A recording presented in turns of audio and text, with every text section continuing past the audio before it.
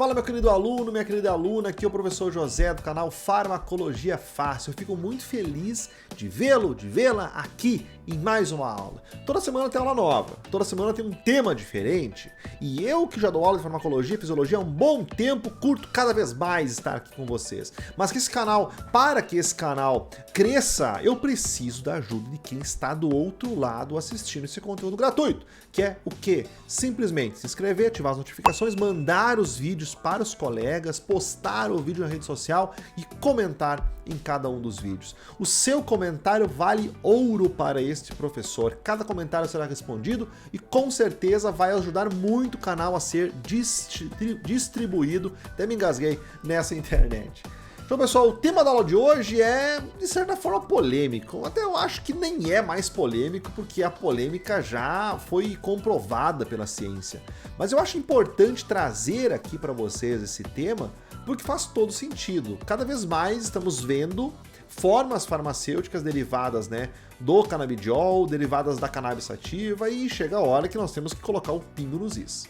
Show? Então essa aula tem o objetivo de falar um pouco mais sobre o sistema endocannabinoide, sobre a diferença da cannabis sativa, do cânhamo, da marihuana, dessas apresentações de canabidiol que estão aparecendo por aí, e eu espero que você curta essa aula comigo. Então, vamos lá!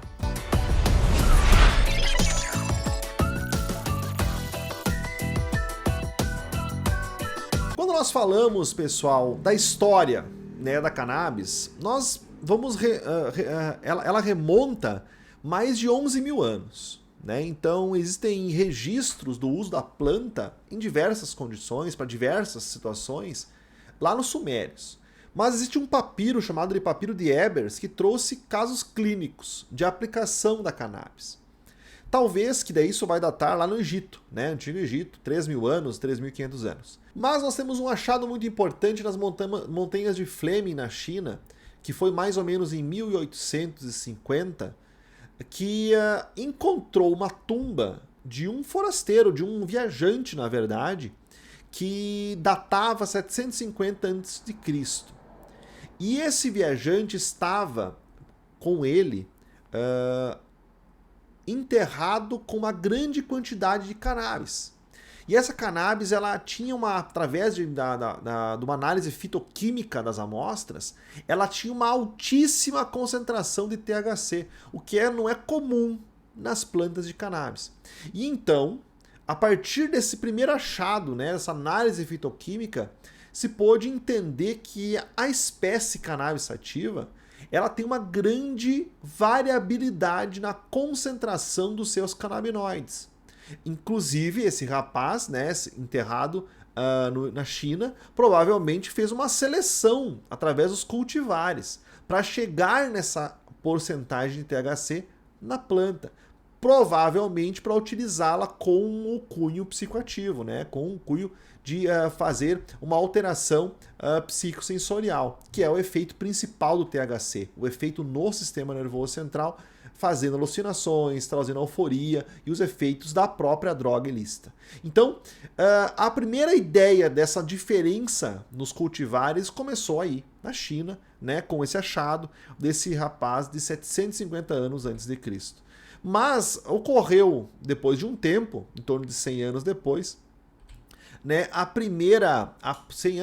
menos de 100 anos, ocorreu a época de ouro da cannabis medicinal. Então a gente fala muito dela hoje como droga, mas ela foi muito utilizada no tratamento de várias condições. Por exemplo, a Rainha Vitória utilizou por 30 anos cannabis medicinal para tratar diversas condições, dentre elas dismenorreia, que era um problema que ela tinha, cólica, então, menstrual, tratado por cannabis medicinal. A imperatriz da Áustria também tratou a sua falta de apetite através, então, da cannabis medicinal. E o Dr. Reynolds publicou, inclusive, na Lancet, esse histórico de 30 anos de utilização pela Rainha Vitória, em 1890, passo a passo, dose, tratamento e as melhoras que ela teve com a utilização da cannabis medicinal. Mas nessa época, pessoal, ela era utilizada de maneira geral. Ela não era cultivada, não tinha uma seleção natural, uma seleção dos cultivares, então ainda era uma utilização muito rústica, da cannabis medicinal.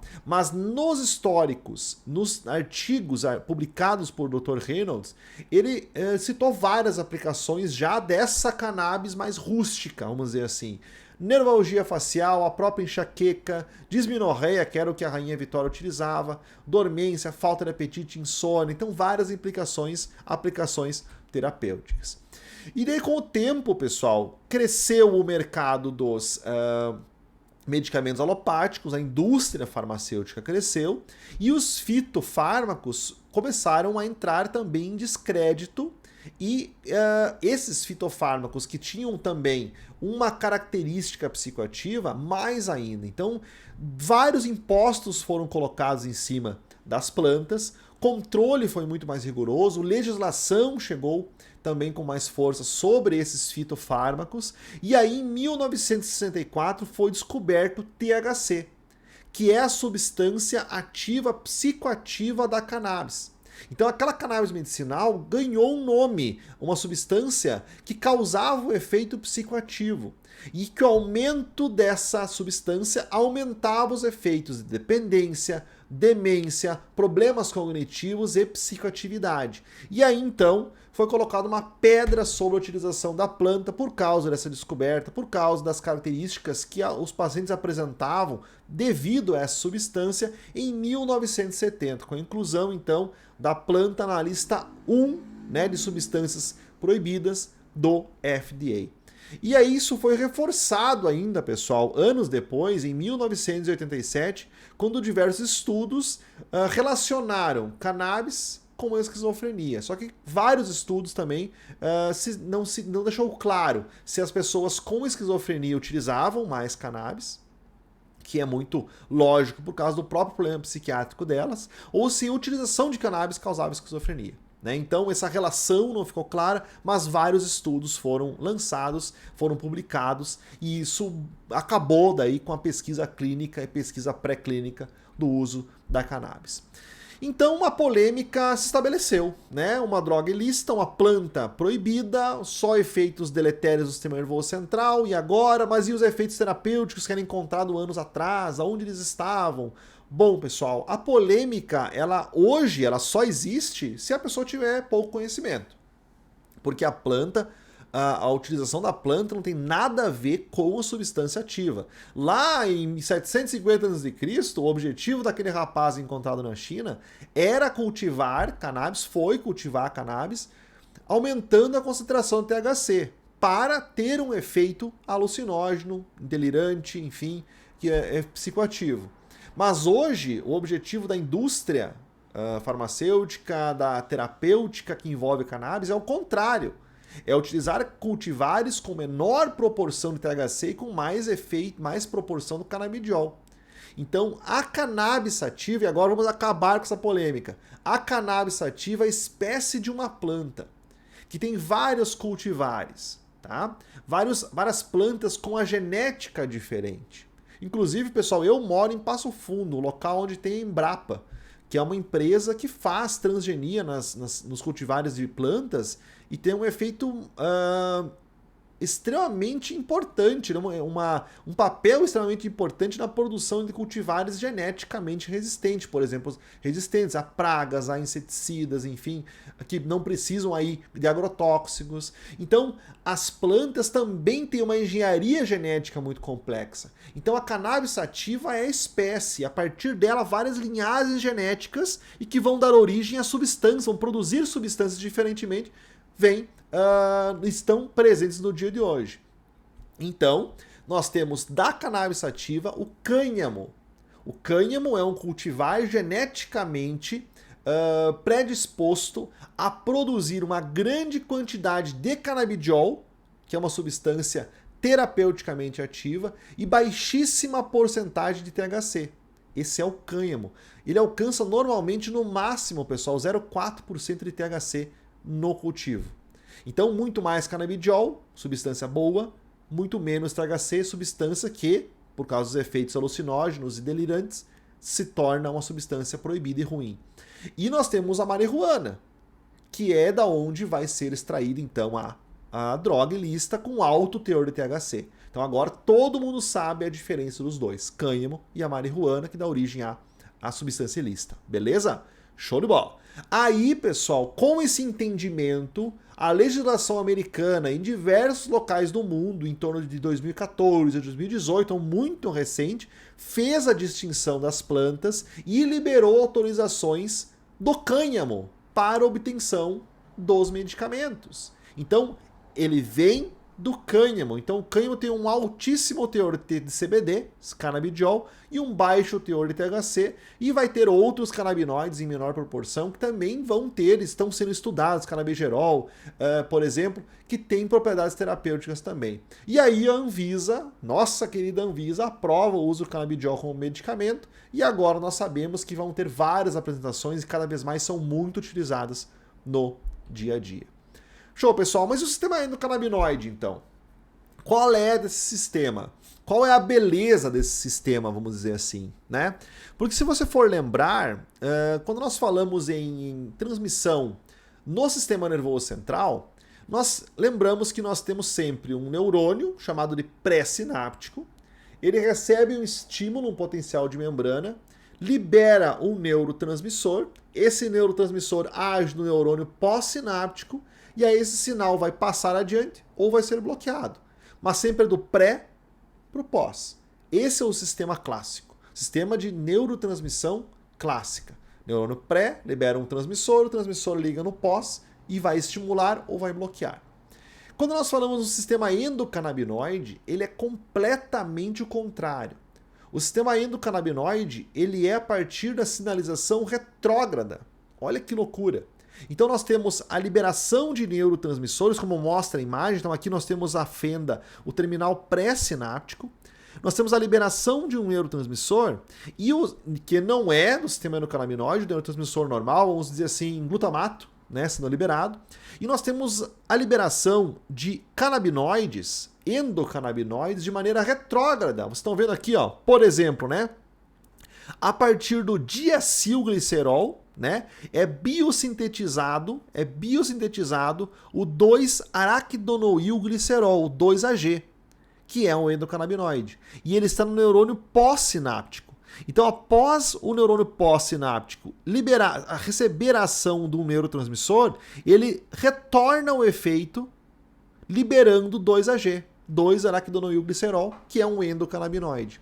Esse endocannabinoide pode ser degradado ou vai agir sobre seus receptores, por exemplo, o CB1. O que o CB1 vai fazer? O CB1 bloqueia a liberação do neurotransmissor. Então é como se fosse um controle da neurotransmissão. Eu libero um neurotransmissor, ele age sobre o neurônio pós. Caso haja um excesso desse efeito, né, que é o mais lógico dessa história toda, eu libero o 2-AG para voltar para o neurônio pré e parar com essa liberação, controlar. Então ele é um controlador do nosso sistema de neurotransmissão. E não só ele, nós temos também, então, a anandamida. A anandamida que está aqui embaixo, pessoal, ela é sintetizada a partir do N-acilfosfatidiletolanamina, o NAP, tá? Pela fosfolipase D específica do NAP, que é essa enzima aqui de baixo. E ela vai dar origem também a um efeito retrógrado. Ela também volta, e não só, pessoal, o efeito não é só na célula pré-sináptica, mas também nas células adjacentes, especialmente o 2-AG tem ação nas células de suporte, como o astrócito. Então tem um efeito também mais geral no sistema nervoso central. Então a anandamina também volta e atua nos seus receptores pré-sinápticos. Aqui tem uma importância muito grande, pessoal, de uma enzima chamada amida hidrolase de ácidos graxos, que destrói a anandamida, que diminui a produção dela, vai converter ela em substâncias que não têm atividade biológica. Então, uma forma de controlar a produção da anandamida é através da FAH, que é uma enzima muito importante quando nós falarmos do canabidiol. Então, pontos importantes até agora. Sabemos que o sistema endocannabinoide existe no nosso cérebro, que ele é controlado por substâncias chamadas de endocannabinoides, e é um sistema de controle retrógrado. Eu tenho um estímulo no neurônio pós e eu tenho o retorno de um efeito dos endocannabinoides, 2-AG e anandamida, principalmente. Show? Eles são ácidos graxos. São ácidos graxos produzidos nos neurônios pós e que retornam e ligam em seus receptores para fazer efeito. Show? Então existe esse sistema e esse sistema é muito importante. Tanto que o mecanismo é através das proteínas G. Por exemplo, né, nós temos proteínas G inibitórias que inibem a adeninilciclase, inibem canais de cálcio sensíveis à voltagem, estimulam proteínas quinase, estimulam canais de potássio e fazem uma heterodimerização com outros receptores, que é algo quase que único do sistema endocannabinoide, ou seja, eles vão atuar sobre outros receptores, modulando o efeito desses outros receptores. Olha que maravilha que é essa farmacologia envolvendo, né, esses outros receptores, essa sinalização envolvendo outros receptores. E aí nós temos a presença, né, dos receptores CBD, dos canabinoides, não apenas no sistema nervoso central, mas também na periferia. Temos a presença deles no cérebro, é claro, modulando nocicepção, neuroinflamação, neuroproteção, neurotransmissão, cognição, recompensa, dependência química, tem estudos clínicos que utilizam endocannabinoides, né, sintéticos no combate à dependência química. No fígado, o CB2, por exemplo, que é um receptor de canabinoide, causando hepatoproteção, antifibrinogênio, diminuindo fibrose, diminuindo esteatose, diminuindo a resistência insulínica. No trato gastrointestinal, estimulando motilidade, o apetite, que já é bem conhecido, né? Motilidade e inflamação, o CB2. O CB1 na musculatura esquelética, metabolismo energético, estimulando o metabolismo energético, diminuindo a resistência insulínica. No sistema cardiovascular, os receptores gerando cardioproteção, batimento cardíaco, hipotensão, disfunção cardíaca, combatendo, né, disfunção cardíaca e a contração do miocárdio reduzida, né, gerando uma redução na contração do miocárdio. Também atuando em células imunológicas, na imunomodulação e na formação e renovação óssea, aumentando a renovação óssea. Então, esses são locais onde estão os receptores canabinoides, fora do sistema nervoso central, principalmente. Vocês vejam que tem muito mais locais do que o sistema nervoso central e o papel deles principalmente. E aí nós entramos no medicamento em questão, né, no medicamento em questão, que é o mais utilizado, o mais conhecido hoje, de todos os canabinoides. Então ele é um canabinoide, ele está presente na planta, em grandes concentrações no cânhamo, isso você já sabe. Ele não tem efeito psicoestimulante, como o THC, e ele é o canabidiol. O canabidiol está sendo vastamente utilizado, pessoal. O mecanismo dele está sendo descoberto, então pode ser que eu fale alguma coisa para você na aula hoje, que amanhã vai ter uma atualização, uma reviravolta, então não se assustem, né, se tiver essa reviravolta, mas é muito importante conhecer mais sobre o canabidiol. Então qual que é o principal mecanismo desse carinha? O principal mecanismo do canabidiol é diminuir a atividade da enzima que degrada a anandamida. Esse é o principal papel dele no nosso sistema nervoso. Ele vai diminuir a degradação da anandamida, então ela vai aumentar a sua concentração e ela vai atuar mais então sobre receptores dos receptores CB1 e CB2, né, os receptores canabinoides. Ele tem efeito até de certa forma antagonista, olha só, agonista inverso ou com modulação negativa sobre receptores CB1 e CB2. Mas a quantidade de aumento da anandamida na presença do canabidiol faz uma sobreposição, né, desse efeito negativo sobre os receptores. E claro, o efeito terapêutico dele pode ser justamente por isso, por também atuar de maneira negativa sobre os receptores CB1 e CB2. Show? É o conjunto que gera então o efeito do canabidiol. Além disso, pessoal, ele tem um efeito em alguns alvos, né, sobre o receptor GABA-A, causando neuroproteção e diminuindo a excitotoxicidade. Em doenças neurodegenerativas isso é muito importante. Ele atua sobre um receptor medular, da passagem medular da dor, muito importante, pessoal, chamado TRPV1. Aqui ele age como um agonista, pessoal, que vai estimular um efeito positivo sobre esse receptor TRPV1, que inclusive a descoberta dele em 2021 gerou o prêmio Nobel, né? Ele é chamado receptor de potencial transitório vaniloide 1. E ele, pessoal, está envolvido na transmissão da dor. Agora, o efeito do canabidiol sobre ele gera uma dessensibilização posterior à ativação. Então ele ativa, lembra quando se utiliza, por exemplo, hormônios que são agonistas de hormônios masculinos que depois geram a degradação dos receptores e uma castração química pelo uso do agonista? É semelhante ao efeito do canabidiol sobre esse receptor. Então ele ativa o receptor TRPV1 e logo depois ele dessensibiliza ele. E ele acaba não integrando mais o sistema de transmissão da dor. Então por isso que o canabidiol está sendo tão utilizado no tratamento da dor de diversos pacientes. Além disso, ele tem um papel muito importante através do PPAR-gama. O PPAR-gama é uma substância importante no metabolismo de lipídios e na produção de substâncias pró-inflamatórias. Então ele diminui a produção de citocinas pró-inflamatórias e aumenta a produção de substâncias anti-inflamatórias. Lembra daquelas células adjacentes que eu citei antes no mecanismo do sistema endocannabinoide? Nesse efeito de ativação da micróglia, é um efeito de ativação de substâncias anti-inflamatórias e diminuição das substâncias pró-inflamatórias também no sistema nervoso central. E também sobre receptores diretamente ligados ao sistema serotoninérgico, por exemplo, o 5-HT1A, que é o principal receptor da serotonina, gerando um efeito antidepressão, anti-ansiedade e anti-inflamatório.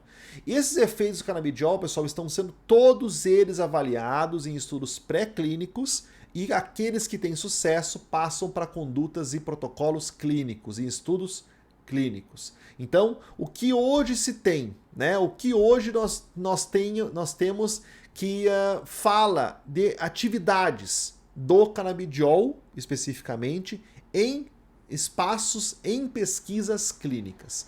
Nós temos principalmente a colocação dele como antiepilético. A base, a origem dele na aplicação terapêutica é como antiepilético. Então ele é usado, já tem pesquisas clínicas robustas falando da atividade do canabidiol em síndromes como de Lennox-Gastaut, que é uma síndrome epilética em crianças que tem um cunho genético muito importante, como também na síndrome de Dravet, também em crianças de 12 a 18 anos. Então, muito importante que são epilepsias genéticas, né, com origem genética, que são refratárias para diversas condições de tratamento com anticonvulsivantes clássicos, bem como epilepsia febril relacionada a infecções, que já é refratária pelo uso de anticonvulsivantes, epilepsia generalizada secundária, né? Então, essas são a base da utilização, né, do canabidiol hoje. Mas também muitos testes, muita aplicação também clínica na doença de Parkinson e no complexo de esclerose tuberosa, que também pode gerar um quadro epilético no paciente. Então, esses são os ensaios clínicos mais conhecidos e que estabeleceram o início da utilização do canabidiol nos dias de hoje, né, na clínica dos dias de hoje. Mas ele foi testado e teve resultado, por exemplo, em pacientes em uso de opioide para dor crônica, com o objetivo de diminuição da dose do opioide para a perduração do tratamento. Então, muito útil também nisso, né, na diminuição da dependência da dose de opioides. Em colite ulcerativa, em dor devido à esclerose múltipla, hipertensão ocular ou glaucoma, na dor neuropática em extremidades inferiores principalmente, e em pacientes submetidos a transplante, na modulação imunológica também desses pacientes. Então, outros estudos que vão além da epilepsia. Também, pessoal, na ansiedade generalizada, no combate do vício do tabagismo, diminuindo a ansiedade, por exemplo, em alguns modelos de ansiedade nas pessoas e também os transtornos psicóticos. Lembra que eu falei que um dos estudos que mais prejudicou o avanço dos ensaios clínicos e pré-clínicos com o canabidiol foi estudos que relacionavam pacientes esquizofrênicos, que a esquizofrenia foi causada pelo canabidiol, pelo uso de cannabis. Aqui nós estamos falando de uma substância ativa isolada, canabidiol, né, não da planta. Então existem estudos clínicos que relacionaram melhora de pacientes psicóticos com problemas psicóticos, e dentre eles a esquizofrenia, com o uso de canabidiol. Aqui, pessoal, eu citei todos os artigos, né? Vocês podem colocar então o nome, que é o resumo, né, do título, que está aqui em português, e o autor do lado em qualquer buscador de pesquisa, que vocês vão encontrar então todos esses artigos que falam do canabidiol. Show? Então, pessoal, se você quer que eu traga mais uma aula falando da farmacologia daí do canabidiol, perfil clínico, perfil cinético, interações medicamentosas, o papel dele no conjunto do tratamento dos pacientes com outros medicamentos, trago aqui para você. É só você comentar aqui nesse vídeo, com certeza eu trago. Eu sou apaixonado por neurofarmacologia e o sistema endocannabinoide surgiu e está aí para ser estudado e eu trago mais conteúdo como esse para você. Eu vejo muitos professores falando, ele não é importante, não faz sentido falar. Pelo amor de Deus, pessoal, tem muita coisa bonita nesse sistema e eu trago para você com certeza. Então comenta aqui, professor, fala mais da farmacocinética, farmacodinâmica do canabidiol, que nós queremos saber mais dele. Me fala também de novas pesquisas, só comentar que eu trago para você. Então se inscreva no canal, ative as notificações, porque não adianta você comentar e não fazer parte da casa, e não receber o vídeo. Então comenta aqui embaixo e se inscreve, ativa as notificações, e se você quer ter uma aula completíssima sobre o sistema endocannabinoide e sobre todos os outros sistemas do nosso sistema nervoso central, a farmacologia de todo o sistema nervoso central e de todo o organismo, como um todo, mais de 150 aulas, clica aqui embaixo no link da plataforma Farmacologia Aplicada R2A, que se você gostou dessa aula, imagina 150 aulas especiais que só o aluno tem. Então clique aqui embaixo e se torne um aluno R2A. Show, pessoal? Um grande abraço e até a próxima aula. Beijo desse professor. Tchau, tchau!